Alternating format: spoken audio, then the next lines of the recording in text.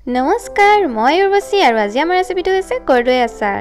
আহকচোন চাওঁ আজি আমাৰ ৰেচিপিটো ইয়া আমাৰ গছত কৰ্দৈ লাগি আছে এতিয়া মই পাৰি লম এইখিনি 1 কেজি মান কৰ্দৈ হ'ব চাগে এতিয়া মই এইখিনি এনেকৈ কাটি লম এনেকৈ সাইড কিটা কাটি গুল গুলকৈ কাটি লম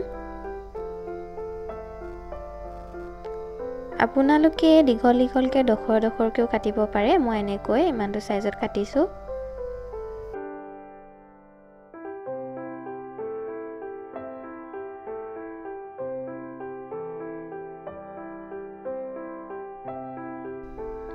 কৰ্দৈখিনি কাটি হোৱাৰ পাছত মই ইয়াত নিমখ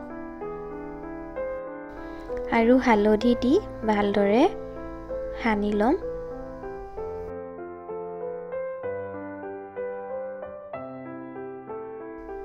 এইখিনি হনা হৈ গৈছে এতিয়া মই এখন চালনী লৈ এটুকুৰা কৈ বহলাই মেলি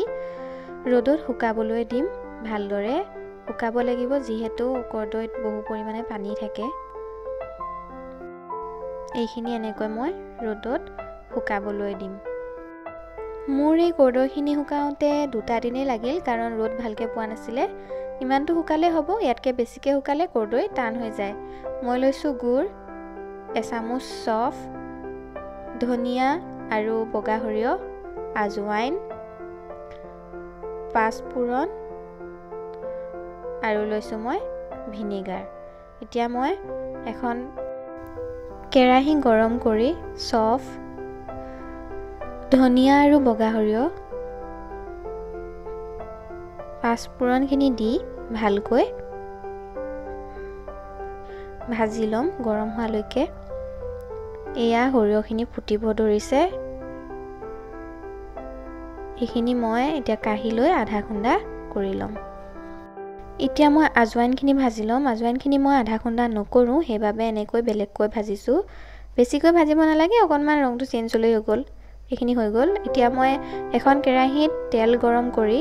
ইয়াতে গুৰখিনি দি দিম তেলত গুৰ দিলে মছলাখিনি বেলেন্স হয় আচাৰখিনি ভাল হোৱাত হয় গুৰখিনি গলা পাছত ইয়াতে মই কৰ্দৈখিনি দি দিম গেছটো এতিয়া মই অফ কৰি দিছো তেল গৰম হৈ আছে আৰু ইয়াতে আজৱাইন আৰু আধা খুন্দা কৰা মছলাখিনি একেলগে দি ভালকৈ লৰাই লম লগতে মই ইয়াত পকা জলকীয়া দি দিম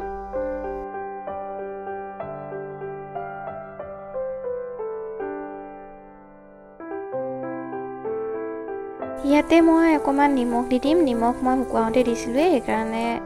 হেতু জুখতে মই ইয়াত নিমখ দিছো আচাৰখিনি অকনমান ঠাণ্ডা হোৱাৰ পাছতে মই ইয়াত ভিনেগাৰখিনি দি দিম ভিনেগাৰ দিলে আচাৰ বেয়া নহয় ৰ'দত নিদিলেও আচাৰখিনি ভালেই হৈ থাকে